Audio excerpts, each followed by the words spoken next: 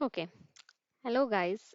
Today we are going to discuss the pattern searching algorithm using the brute force approach.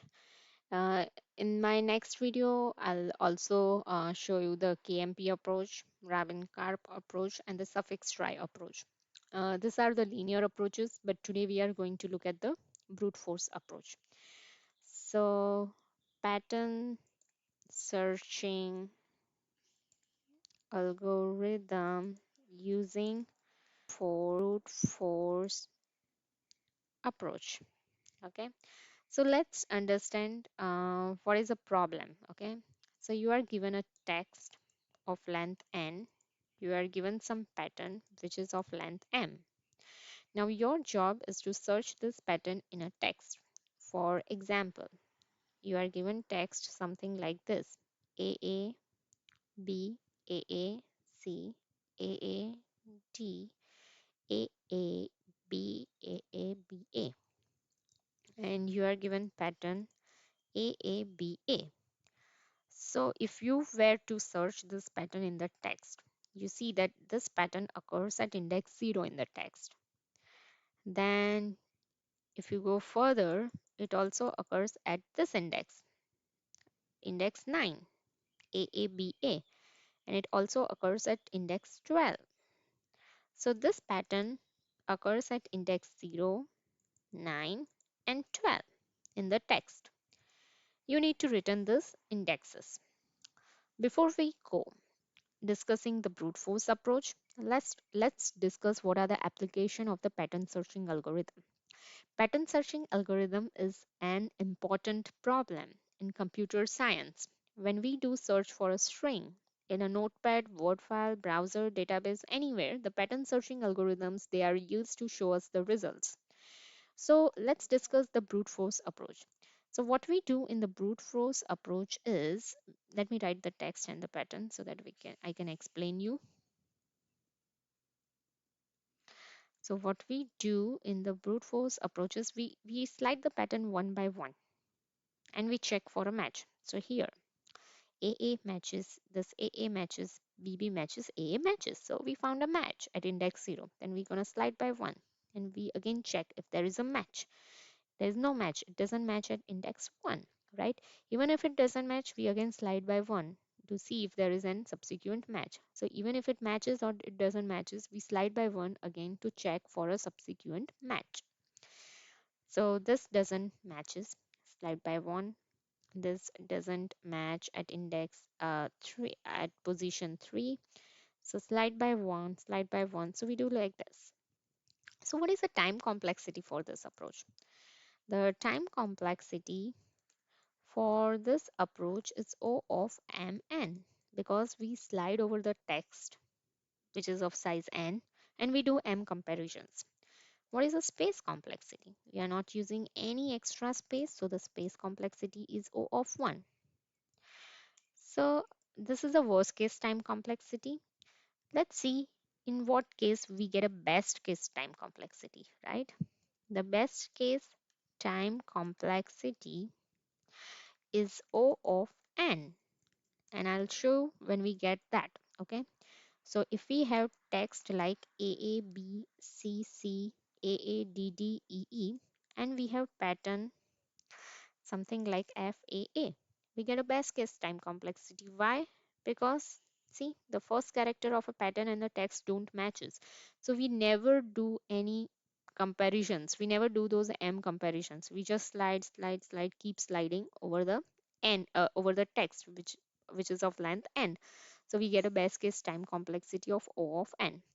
Now when we get a worst case time complexity, the worst case time complexity is O of mn. But when we get that, so if you have text something like this, a, and you have pattern which is this, a. So here all the characters of the pattern and text, they are the same. So what happens is, at this position you match all the characters, you do the comparison, m comparisons at this index. Then again you slide by 1, you do m comparison, again slide by 1, you do the m comparison. So this gives us a worst case time complexity of mn. Now this also occurs, the worst case also occurs when the last character is different. Okay, so if you have text something like a like this, only the last character is different, and you have pattern like A, B. So even in this case, you get the worst case time complexity. Why? Because you do the three matches and then you found a mismatch. You again slide by one, do the three matches, again slide by one, do the three matches, and you find a mismatch at the very end. So this will also give you the worst case time complexity. Now let's implement this brute force approach. Okay, so first what we are going to do is our method is going to return the list of indexes, and the input that's given is the text and the pattern. So that's given. So let's define our return array list that we are going to return. So we are going to return the list of indexes, new array list,